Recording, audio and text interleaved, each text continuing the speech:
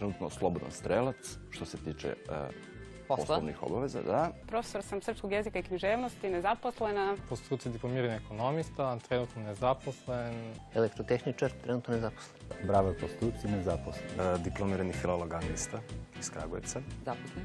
Ne, trenutno. Po zanimanju strukovni ekonomista, trenutno nezaposlena. Nastavnik likovne kulture, trenutno bez posla. Apsolvent financija sa malo dužim stažom, trenutno nezaposlen. Diplomirani master geograf i turizmolog, trenutno nezaposlen. Trenutno sam nezaposlena, udata, mama jednog divnog malog dečaka. Završio sam psihologiju u potrazi za poslom.